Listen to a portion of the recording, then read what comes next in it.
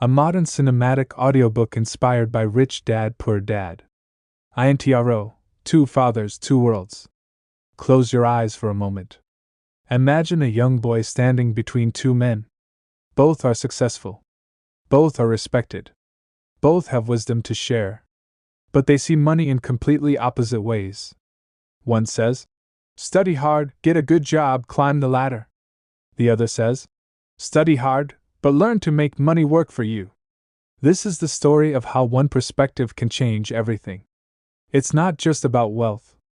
It's about identity. It's about freedom. It's about breaking invisible chains that most people never even realize they're wearing. You might be listening to this on your way to work. Maybe you're tired.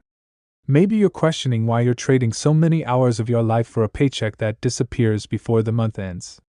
Maybe you're asking yourself, is this it? Is this all there is? I want you to know something. You're not broken. The system isn't designed for you to win. But here's the beautiful truth. Once you understand the game, you can rewrite the rules. This audiobook is not about becoming rich overnight. It's about changing how you think. Because the moment your mind shifts, your world begins to shift too. Let's begin. Section 1: The Invisible Classroom. There's a classroom most people never enter. It's not in a school. It's not in a university. It's in the real world, where money flows, where deals are made, where freedom is built. The boy in our story had access to two teachers. One taught him the traditional path. The other taught him the hidden path. Here's what most people don't realize: school teaches you to work for money. But nobody teaches you how to make money work for you. That's not a mistake. That's by design. Think about it.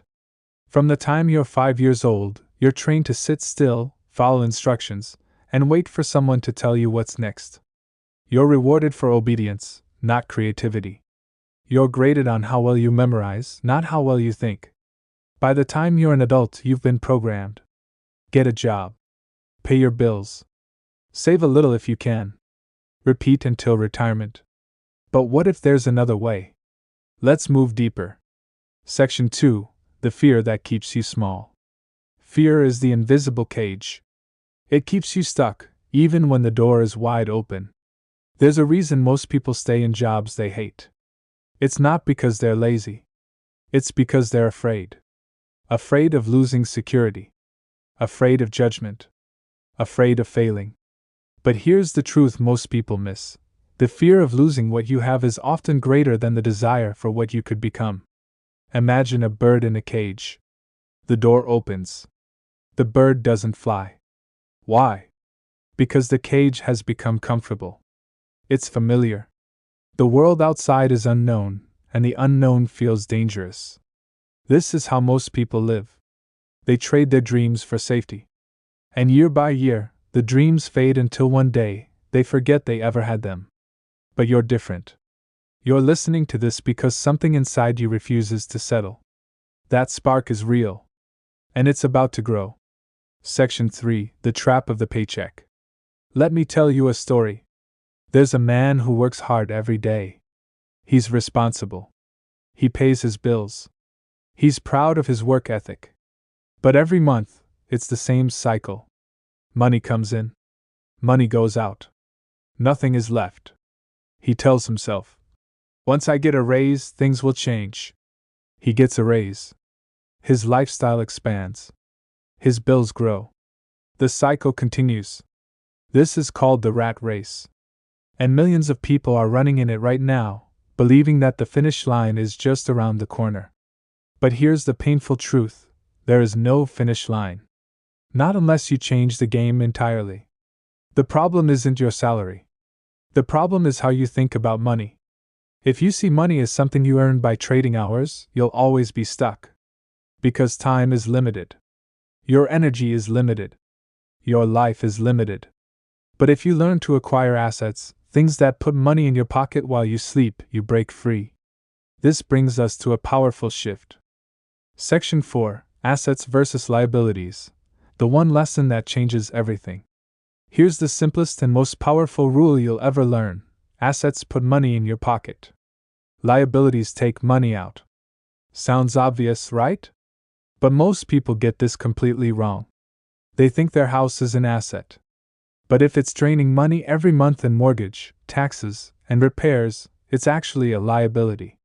They think their car is an asset. But it loses value the moment they drive it off the lot, and it costs money to maintain. Real assets are things like rental properties, businesses, stocks, or anything that generates income without requiring your constant time and effort. Let me paint a picture. Imagine two people. Both earn $50,000 a year. One spends everything on a nice car, a bigger apartment, designer clothes. The other lives modestly and uses the extra money to buy a small rental property. 10 years pass. The first person still earns $50,000 and owns things that are worth less. The second person now owns 3 rental properties, earns passive income, and has options the first person can't even imagine. Same starting point. Different mindset. Different life. Section 5. The language of money. There's a secret language spoken by the wealthy.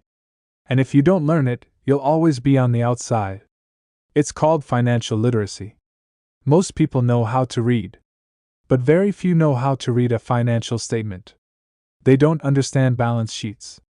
They don't understand cash flow. They don't understand tax strategies. And because they don't understand, they stay dependent on others. They trust their boss to pay them fairly. They trust their bank to protect their savings. They trust the system to take care of them. But the system doesn't care about you. The system is designed to extract from you, not to build you up. Here's the shift. When you understand money, you stop being a victim and start being a player. You see opportunities others miss. You make decisions others fear. You build wealth while others stay stuck. Let's move into something even more powerful. Section 6. Your mind is your greatest asset. Everything begins in the mind. Your beliefs about money shape your reality. If you believe money is hard to make, it will be. If you believe rich people are greedy, you'll sabotage your own success. If you believe you're not smart enough, you'll prove yourself right. But here's the beautiful truth: you can reprogram your mind. Think of your brain as a computer. Right now, it's running old software. Software installed by your parents, your teachers, your culture. That software says, work hard, save money, don't take risks. But you can install new software. Software that says, learn constantly, take calculated risks, build systems, create value. The moment you change your inner dialogue, everything outside begins to shift. Opportunities appear. Doors open. People show up. It's not magic. It's alignment. Your external world is a mirror of your internal world. Change the inside, and the outside must follow. Section 7. The power of questions. Here's something subtle but life-changing. Poor people make statements. Wealthy people ask questions. A poor person says, I can't afford that. A wealthy person asks, how can I afford that? Do you see the difference? One shuts down possibility. The other opens the door to creativity. When you ask better questions, your brain goes to work. It searches for solutions. It finds paths you didn't see before. It rewires itself around abundance instead of scarcity. Try this today. The next time you want something but think you can't afford it, stop. Don't say, I can't. Instead ask, how could I make this happen? Your mind will surprise you. Section 8. The tax secret nobody teaches you. Let's talk about something uncomfortable. Taxes. Most people work hard, earn money, and then the government takes a big slice before they even see it. What's left goes to bills, expenses, and maybe a little saving. But the wealthy play a different game. They earn money through businesses and investments. They use legal strategies to reduce taxes. They keep more of what they make. This isn't about cheating. It's about understanding the rules. The tax code is full of incentives for people who create businesses, hire employees, and invest in real estate. These incentives exist for a reason. The system wants people to take risks and build things. But if you're just an employee, you don't get those benefits. You're taxed the most and have the fewest options. The lesson? Don't just work for money. Build systems that work for you. Create income streams that give you flexibility.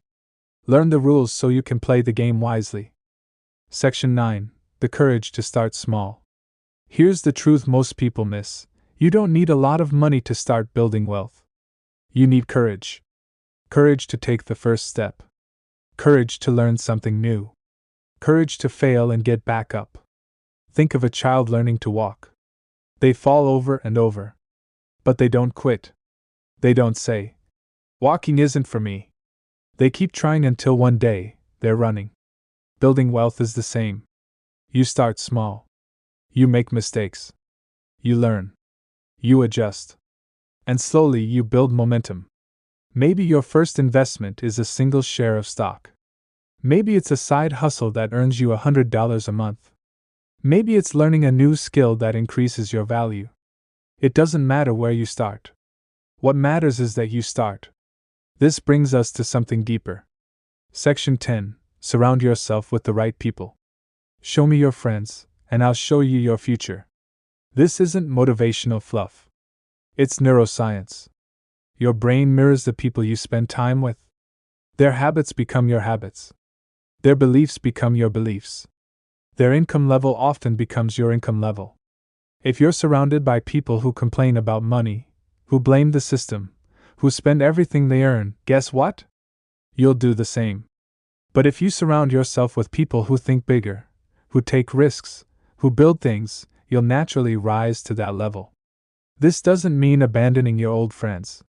It means being intentional about who influences you. Seek out mentors.